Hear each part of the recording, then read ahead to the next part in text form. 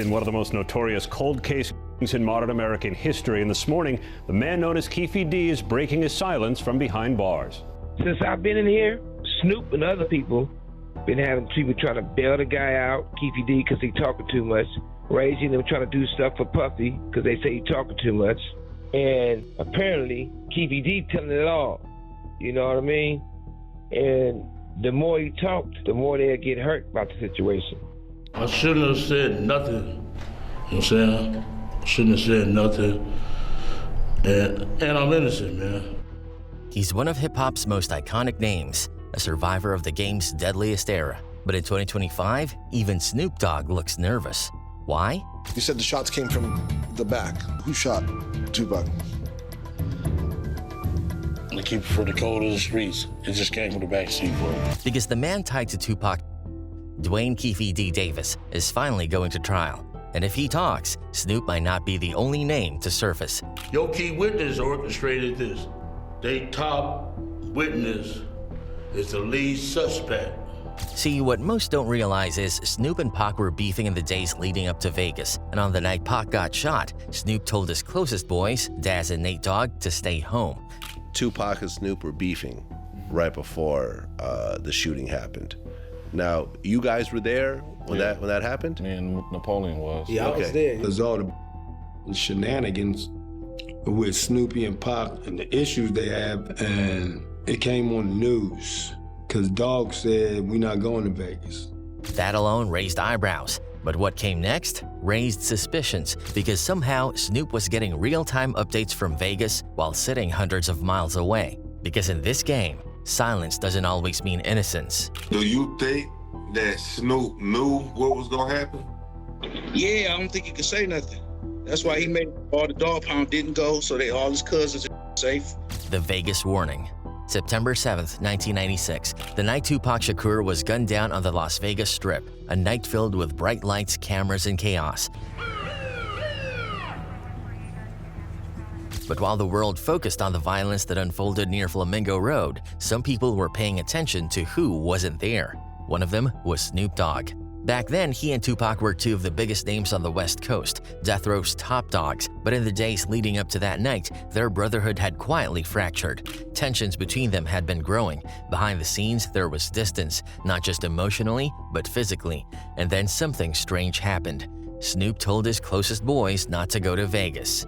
Dogg said, "We not going to Vegas, cuz." So everybody, Dogg stayed home and did what he was doing. Daz went and did what he was doing. That weekend was huge. Tyson was fighting. Death Row was showing out. Everyone who mattered in their circle was heading to the Strip to be seen, but Snoop stayed behind and told others to do the same. No dramatic arguments, no long explanations, just a calm decision that in hindsight feels loaded with meaning. The question is, why? Because while Suge Knight and Tupac were riding toward what would become a fatal ambush, Snoop was hundreds of miles away, and somehow he was getting updates in real time. That detail has fueled suspicion for years, especially when you consider that he had access to long-range communication tech most rappers didn't even know existed. Some say he had just good sources. Others wonder if it was something more. The silence around his decision to avoid Vegas has never been fully explained, especially because it wasn't just about skipping a trip. It was about knowing when not to show up. And now with Keefe D, the man who was inside the car during Tupac's preparing to go to trial, old stories are surfacing again. How did you know Tupac and Suge was in the black BMW? He was hanging out the window. Tupac? Yeah. What was he doing? He had half his body out the window.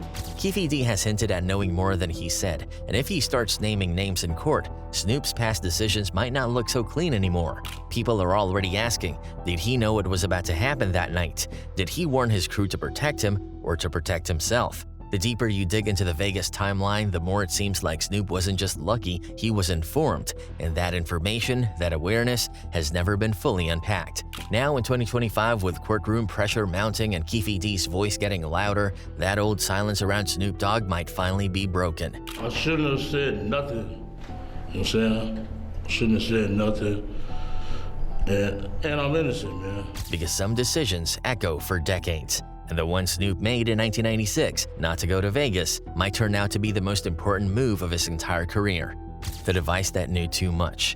After Tupac was shot, the chaos spread fast. Sirens echoed down the Vegas Strip. Fans rushed to radios. Reporters scrambled to piece the night together. But someone already seemed to know, long before the headlines broke. Snoop Dogg. While the world was trying to figure out what happened, insiders say Snoop was getting detailed updates, almost like he had a direct line to the crime scene. He wasn't in Nevada, he wasn't anywhere close, and yet within minutes of the shots being fired, people close to him say he knew. Not just something had gone down, but who was involved, where it happened, and who might have been the target. That's when people started asking questions. How was Snoop getting that kind of intel that fast? Some pointed to the communication tech he had access to, high-range radio systems or long-distance devices rarely used by civilians, almost military-grade equipment, that kind of thing someone might have if they had powerful friends, serious paranoia, or both. And for someone in Snoop's situation, fresh off a trial, tangled in gang politics and surrounded by enemies, it wouldn't be crazy to want ears everywhere.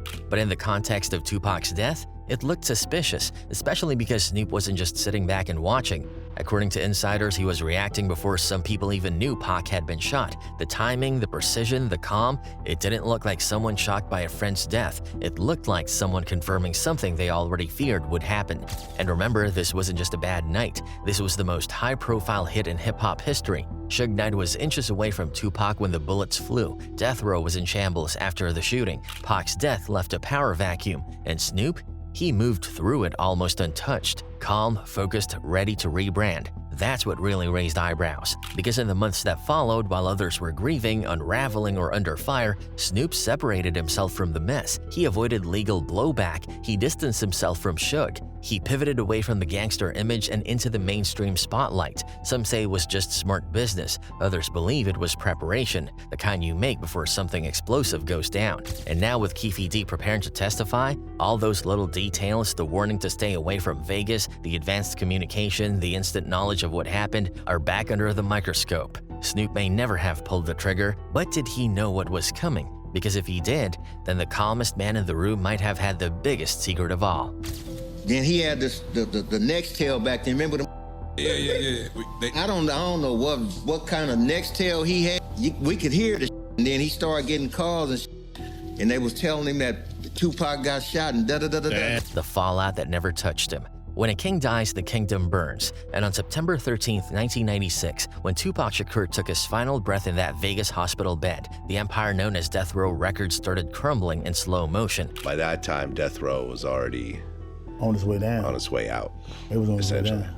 Yeah. Inside the label, panic set in. Outside, the streets were already whispering, who's next? Suge Knight, once the untouchable boss, was now being watched by feds, questioned by reporters, and rumored to be the next in line for a bullet or a prison cell. Employees vanished, rappers left, some stayed quiet out of fear, others flipped their allegiance to survive. But somehow, one man remained strangely untouched, Snoop Dogg. No legal trouble, no public breakdown, no retaliation threats, just smooth moves out of the Death Row building and straight into a rebrand. This was the same Snoop who just a couple of years earlier had been facing a murder trial, the same Snoop who rolled with Pac and Suge, appearing in videos, on records, in public like a Death Row soldier. But the minute Pac was gone, Snoop was already charting his next step, quietly separating himself from the chaos. And here's the wild part. People close to the circle say Snoop was nervous before Vegas. That's why he told his people, Daz, Nate Dogg, not to go. That's why he stayed behind. That's why he was ready when the dust cleared.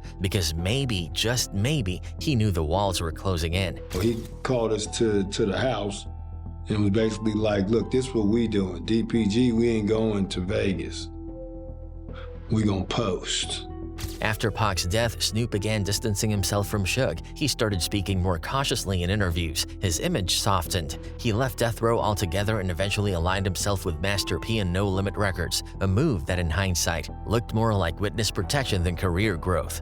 He dropped the gangsta-heavy rhetoric, focused on family-friendly media, even began appearing in films and commercials. It was survival through reinvention, but some say it was more than that. It was insulation, because the people who truly felt the heat after Pac's death were the ones who stayed close to the crime scene. Suge went down, the streets dried up. Death Row never recovered. But Snoop? He glided right through the fire. And now as Keefe D prepares to finally talk in court, people are wondering if that calm was real or calculated, because if the streets knew what was coming and Snoop stayed silent, then he didn't just survive Pac's death, he may have moved in perfect rhythm with it. not as a target, not as a witness, but as someone who always knew exactly when to leave the room. The trial that could change everything.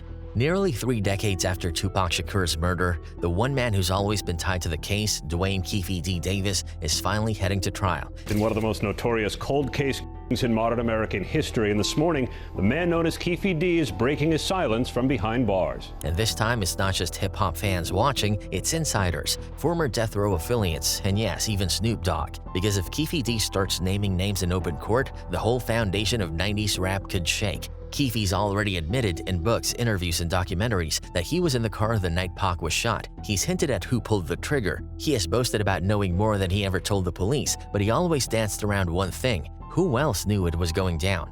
You said the shots came from the back. Who shot Tupac?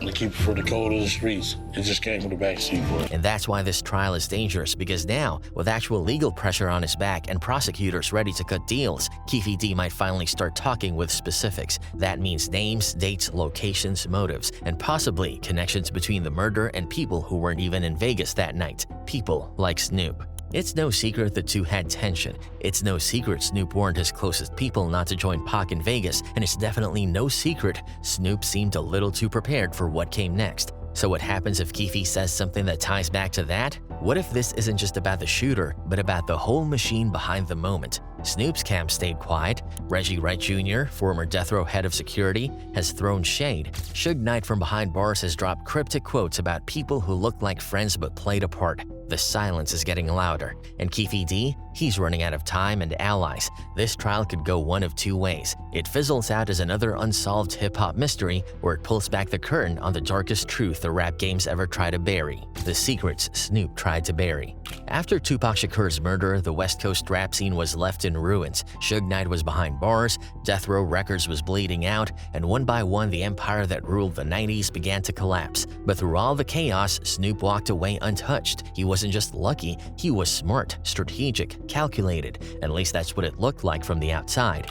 But when you really trace Snoop's footsteps around the night Pac was murdered, the night of September 7th, 1996, things stop adding up. Let's start here. Tupac was performing in Vegas that night. Snoop, he wasn't there. Not only did he skip the event, he also told his closest allies, Daz Dillinger, Nate Dogg, and others, to stay home. He told them not to roll with Pac and Suge. Now at the time, people thought that was just street sense, maybe even survival instinct. But years later, with new testimony surfacing, that decision feels less like instinct and more like insider knowledge. Then comes the next twist. While Tupac lay dying in a Vegas hospital, Snoop, sitting hundreds of miles away, was getting real-time updates. Warren G later admitted in an interview that Snoop was receiving minute-by-minute reports through a high-grade communication device, something so advanced people started asking questions.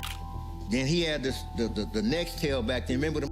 Yeah. I don't know what kind of Nextel he had. We could hear the and then he started getting calls and they was telling him that Tupac got shot and da-da-da-da-da. Who gave them that device? And more importantly, who was feeding him the information? This was in the 2020s. This was 1996. There were no smartphones, no live streams. If Snoop was that informed that fast, someone close to the scene was talking to him, and that raises a chilling possibility. Did Snoop know what was about to happen before it happened? After Pac died, Snoop didn't mourn publicly. He didn't release tributes or press interviews. He didn't ride for Pac's legacy. In fact, he distanced himself from Death Row almost immediately. Suge Knight was still locked up, the label was unstable, and just like that, Snoop walked away clean. Then the most bizarre move of all, years later, Snoop started collaborating with people linked to Tupac's murder, people from Keefe D's crew. It didn't feel like forgiveness, it felt like protection, or worse, silence. People noticed. Reggie Wright Jr. noticed. Suge hinted at it too. Even Daz Dillinger, someone who knew both men, said something wasn't right. They all hinted at the same thing. Snoop knew more than he ever let on. Now with Keefe D finally going to trial, and with his mouth known to run when his back's against the wall, the silence surrounding Snoop is growing louder. Because in hip-hop, silence is never just silence. Sometimes it's strategy, sometimes it's guilt, but either way, secrets never stay buried forever. Do you think that Snoop knew what was gonna happen? Yeah, I don't think he could say nothing. That's why he made all the dog pound didn't go, so all his cousins are safe.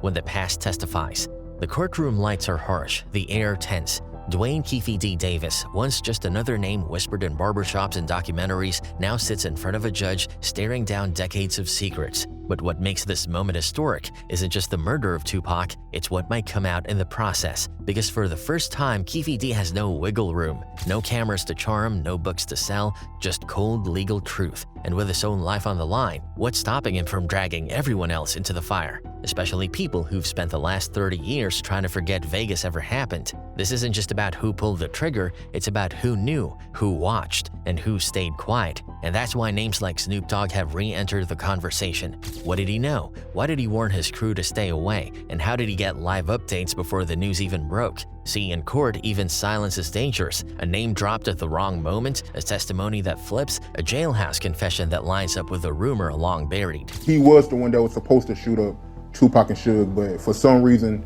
he wasn't ready for it, so he gave the gun to Orlando, right? Something like that, yeah. The way the deal was set up, whatever he said, as long as it wasn't proven to be false, it couldn't be used against him directly to indict him. And at the time, essentially, everyone outside of him was dead. It doesn't take guilt to ruin a legacy, just proximity to the truth. And Snoop, he's always been near the truth, on the edge of it, in the room before it happened, in the studio with a man Pac didn't trust, on tracks with people fans still call suspects. Now the stage is set. If Keefe D talks, and his words match the whispers that have trailed Snoop for years, then the Dogfather may find himself in the most uncomfortable spotlight of his life. Because when justice finally calls, nobody gets to hide behind the fame. Not in 2025, not when the past finally testifies. What if Keefe D talks? The trial hasn't even started yet, and hip-hop already feels the tremors. Because the biggest question surrounding Keefe D isn't just will he go down, it's who else is going with him. See, Keefe D isn't some street corner loudmouth. He's a high-level insider. He moved with real hitters, had family in the car the night Tupac was killed, and most dangerously, he's already admitted too much. On record, on camera, in books, he's told stories the streets whispered but never confirmed. So what happens if the court forces him to connect the final dots? That's the nightmare, because names that have stayed safe for decades, celebrity names, respected names, can suddenly be dragged into the spotlight, and one of the loudest whispers, Snoop Dogg. Let's put it plainly. Keefe D already hinted that the truth about Vegas would shock people, and if that truth includes Snoop, it's not just headlines, it's history rewritten. I got something to say. It wouldn't just be blogs picking this up. Mainstream media, hip-hop historians, news anchors, all of them would be scrambling for answers. Reddit would erupt. Twitter would turn into a crime board. Clips from 1996 would resurface, slowed down, analyzed frame by frame. That one interview Snoop did back in the day, suddenly everyone's watching it like a courtroom deposition, because here's the truth. Snoop Dogg is no longer just a rapper, he's a global icon. He's got cooking shows with Martha Stewart, kid-friendly cartoons, multi-million-dollar endorsement deals. He sells everything from wine to cereal. He's built a brand that lives far from the streets he came from. But the past doesn't care about branding. It doesn't care how many gospel albums you drop or how many game shows you host. If Keefe D even hints, just hints, that Snoop Dogg had knowledge of what was about to go down in Vegas, everything changes. Because we're no longer in the 90s. Cameras are everywhere. Court transcripts go viral. In the court of public opinion, it's faster, harsher, and more permanent than any courtroom. So when you see Snoop sitting quietly during interviews, it's not just respect for the dead, it might be the fear that the truth is finally catching up, and this time it's not backing down. So if Keefe D decides to air it all out, really open the vault, there's no telling how far the damage spreads. Suge Knight might get exposed, Reggie Wright Jr. might get subpoenaed, but the real question? Will Snoop Dogg's name finally come out in black and white, or will he survive another storm by staying one step ahead? The answers are coming, and the closer that trial date creeps, the louder the silence gets, because maybe Snoop ain't scared of Keefe D's trial. Maybe he's scared of the truth finally speaking and saying his name.